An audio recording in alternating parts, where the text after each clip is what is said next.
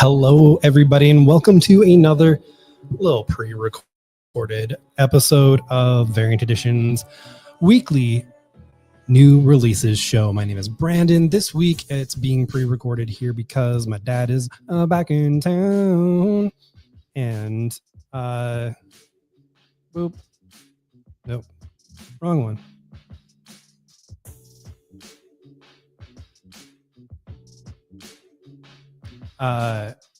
As he is doing some course correction stuff for some automotive's exams, building up some different units for the curriculum and in general for Alberta.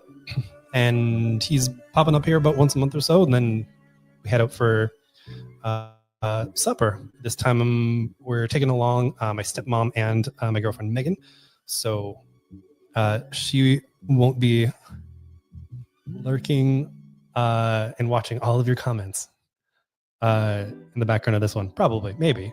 Either that, or I might get in a little bit of trouble for that comment.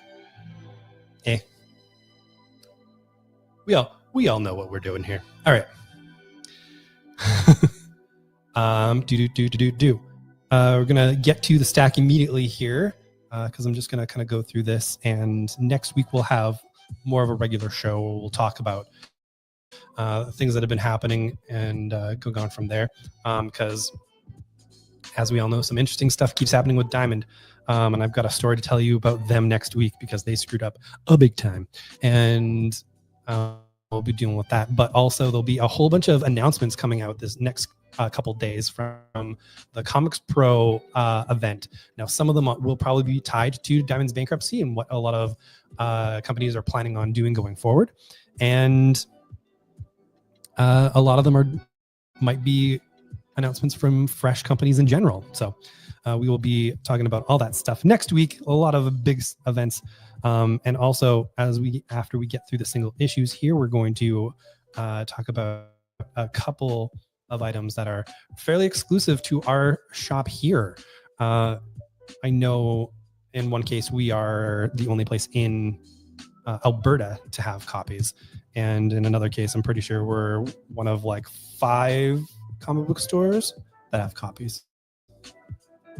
Pretty cool. All right, starting off, we've got Zatanna from Jamal Campbell. He's doing the writing and the artistry for this one. It is a beautiful book with Zatanna dealing with a lot of wild magic stuff. But if you've seen Jamal Campbell's work, you know that it is very evocative, very fun, very vibrant. He was the main artist on Far Sector with N.K. Jemisin.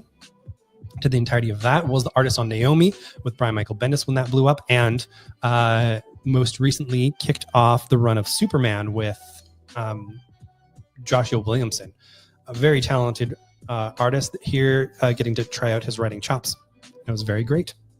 We've got Weapon X-Men from Joe Casey and Chris Cross doing the art. This is sort of the Wet Ops X-Men team, not quite X-Force, but very X-Force, as you can see. You've got your Cables, your Deadpools, Thunderbird, Wolverine, and I believe Chamber. Always keep one in the chamber, friends. It is all part of the current Marvel status, One World Under Doom, where Doom has basically taken over the world, but is being benevolent, maybe? We're going to find out. And this is definitely an adventure where, there's a little bit of friction in between Doom and maybe the X-Men. We have Thunderbolts Doom Strike. This is from just the previous Thunderbolts creative team of Kelly Lansing and they're 2 different people. Give me your names. Jackson Lansing and Colin Kelly. And as you can tell, Doom stuff has happened, and the Thunderbolts are not quite happy with it. So there's some espionage stuff. This is your espionage flavor in the One World Under Doom. We'll see where the chips lie after that one. Mine is a long, lonesome grave. Mine is a long, lonesome grave. This is from Oni. with Justin Jordan and Chris Sheehan doing the creative details here. I love these two. Justin Jordan, haven't read anything for a while, but he's done some of my favorite bits, like he was the writer of the Luther Strode series that Trad Moore did all the art for, and that's a wonderful book. And The Spread, which is what if Lone Wolf and Cub kind of met up with The Thing, and it's pretty wild. So here we've got a brass-knuckled gut punch of a revenge horror torn from the forgotten corners of Appalachia, where magic and murder go hand in hand. Harley Creed is a bad man, and he used to be worse. A violent ex-con with a string of brutal crimes in his past, he only wanted one thing when he finally walked free from prison: to leave Briar Falls behind and disappear forever. But Harley's hometown has a strange way of swallowing people whole. Call it the consequences of the low-level magic, folk magic that is permeated in its darkest corners for generations. And now that Harley has returned, pent-up vengeance for his past crimes is about to come roaring back. Someone has put a hex on him, and Harley has 7 days before he dies in twisted, screaming agony. To reverse it, Harley must find and kill his unseen enemy before their curse can reap its terrible end. But in Briar Falls, there's no shortage of suspects, and Harley is coming for them all. If you can't have peace, at least you can have revenge. Good stuff. We have Let This One Be a Devil. It's part of the True Weird line that James Tynion has propped up over at Dark Horse. It's co-written by him and Steve Fox with art from Peter Kowalski, who always does amazing work. This is digging into the history of the Jersey Devil. So I know a lot of cryptid folks who are really excited for this. And of course, they do an amazing job. Tynion doing his cryptid stuff. Some of it permeates a little bit into Department of Truth. A lot of it's coming through in the True Weird line. Amazing stuff. We have Godzilla Heist. It's basically heist being pulled off during a Godzilla happening. And, there's less better ways to try and pull off a heist, This gets big and bonkers as the end page is something wild. So I want some people to page through and just be like, oh, wow. And then finally, under the one world under Doom, since Doom is the Sorcerer Supreme, he now runs the Strange Academy, or Doom Academy, which has been moved to Latveria. This will have some classic Strange Academy characters in it, as well as some new characters, both from Doom's past and Latveria's past, and completely fresh from Mackenzie Cadenhead and Pascal Ferry.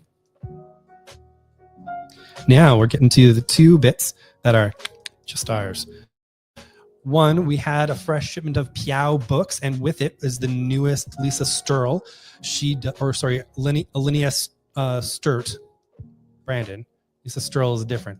Linnea Sturt, who is the young creator who did A Frog in the Woods and Stages of Rot, which if you haven't heard of either of them, I am a huge proponent of them. Stages of Rot is this beautiful story about a space whale that's crashed and how the decaying biome around it has basically like put forth this society that grows not just biologically but societally as well. It's a beautiful book. And A Frog in the Woods is very Wind in the Willows, but sort of with Lisa's very amazing stark design sense, and it's absolutely outstanding. This one, a forgotten realm contained within a crystal egg, stolen from the bedside table of a long disappeared god. Towers and forests and a sun, all made to be briefly enjoyed and then abandoned along with one strange inhabitant. Two criminals go on an interdimensional frolic as a small world collapses on itself. Piao, they're so good. Look, like the paper stock, you've got all this little design element, and it all sort of like lays flat, which is what you want from a book of this size. It is beautiful. It's gorgeous. I am so happy to have a bunch of these in stock. and I plan on getting a lot of them into the hands of folks in the upcoming Free Comic Book Day, which should be the first weekend of May. All things with Diamonds Equal. And the Canadian Independent Book Association's Independent Bookstore Day, which will happen the week before. Very excited for that. We also have Free for All, a one-shot from Oni, in this case, not from Oni. It's a one-shot coming out from Oni very soon, as Patrick Horvath did a Zoop. It's kind of like a Kickstarter, but it's more comic-centric. And he did one for this collection. This is a book that he did before, or a digital story that he did before Beneath the Trees Where Nobody Sees. So this is essentially first work from Patrick Horvath. In the future, the World Finance League exists to benefit all, randomly choosing from those among the billionaires and trillionaires of the world and presenting them with a choice. Either donate half of their assets to the common good or defend them in ritual combat. Reigning champion and real estate magnate Ted Brooks has 22 victories under his belt, defining the wealth he schemed and stabbed to get. Defending the wealth he schemed and stabbed to get. When he is forced to face his ex-wife, Luia Dominguez, in a fight to the death. Luella has been training, waiting for this moment. But will she have what it takes to defeat the man who would do anything, absolutely anything, to keep his fortune? It's every shareholder's for himself when death and bankruptcy collide. In Free for All, number 1, it is a one-shot, a giant-sized one-shot spectacle of commerce and carnage. And our copies are self-published and come with a signed book plate. We only have 9 of these copies left. So if you want one, please comment below, because I do not have these up on our website. Not yet. That's exclusive for you folks, and they'll be up on our website probably on a Thursday or so. We have the first volume of Lawful here, in a world where even the smallest transgressions breed monstrous consequences. After a tragic incident, a young Sung is cursed with 3 scales on his chest, proof of his wrongdoing. Now the 19-year-old believes that if he just obeys the law with unflinching dedication, then his transformation won't continue further. But all is not as it seems when Sung faces the unexpected consequences of a seemingly heroic act, and learns that the city elite, their laws, and even their champion are hiding a monstrous secret while excelling townsfolk for their transformations. Renowned and award-winning creator Greg Pak and acclaimed artist Diego Galdino lead readers on a journey of self-discovery and social commentary, urging the question, who decides what is monstrous? We have a complete collection of Jonesy. Jonesy was one of my absolute favorite books when it was coming out. And it is from Sam Humphries and I believe Caitlin Boyle. Caitlin Rose Boyle. Yeah. A wonderful series, part of early Boombox Days, which had Giant Days and a bunch of others. I'm trying to remember the name of the character specifically, but all I can see is the shape of them, and that doesn't help anybody. Jonesy will make you fall in love. Seriously, it's her secret power. She can make anyone fall in love with anyone or anything else. The only thing her power doesn't work on is herself. Jonesy knows what's cool and what sucks, and her power is definitely cool. A laugh-out-loud high school comedy with 6 zines, cute ferrets, and donuts to die for. Follow Jonesy through the life of a disaffected teenager in lame high school and all the trouble that comes with being a human Cupid's arrow. This has one of the best endings that I've read in comics because it is just truly sweet. I really enjoyed it. We have The Beasts of Burden Omnibus. This is the whole ding dang dong thing. Beautiful fantasy horror series from Evan Dorkin, Jill Thompson, and in the last pages, Ben Dewey. So it has 1, 2, 3, 4 other collections located in the pages, and not bad for $40. Look at that. That's what you want. When supernatural events threaten to the quiet suburb of Burden Hill, it's up to a determined group of ordinary dogs and cats to defend their home from demonic frogs, zombie roadkill, and a rabbit cabal led by dead mystic with an insatiable appetite for blood. This edition collects all 4 volumes of the 8-time Eisner Award-winning fantasy horror series, including both Wise Dog Adventure tie-in stories and a special guest appearance by Hellboy. We have the collected edition of Crocodile Black, one of a very unique noir style stories that came from Boom. Danny is a seemingly normal young man, getting lost in escapism on the regular to withdraw from both the mundane droll of working his delivery job in the midst of a pandemic and the soul-crushing lack of control over his own life.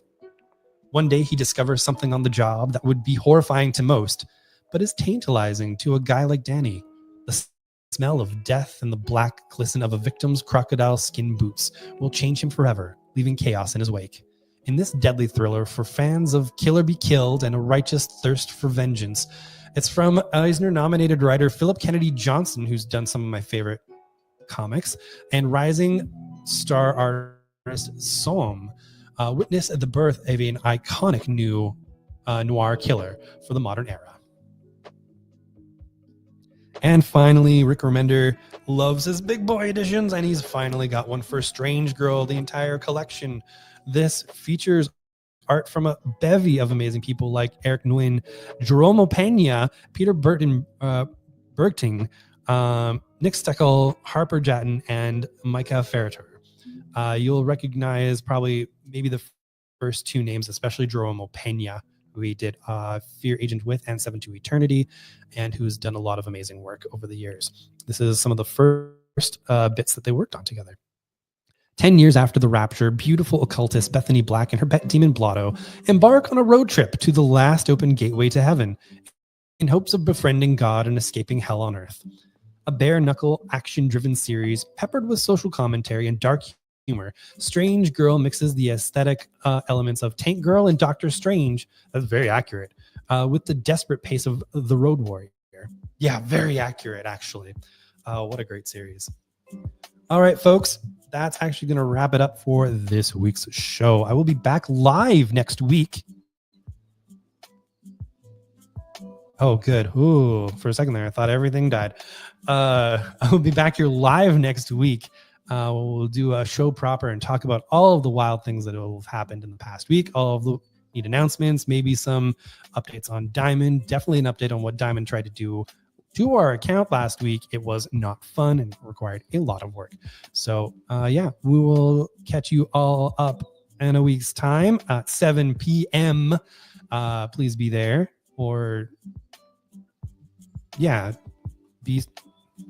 I don't know. I was trying to think of something clever, but it didn't work.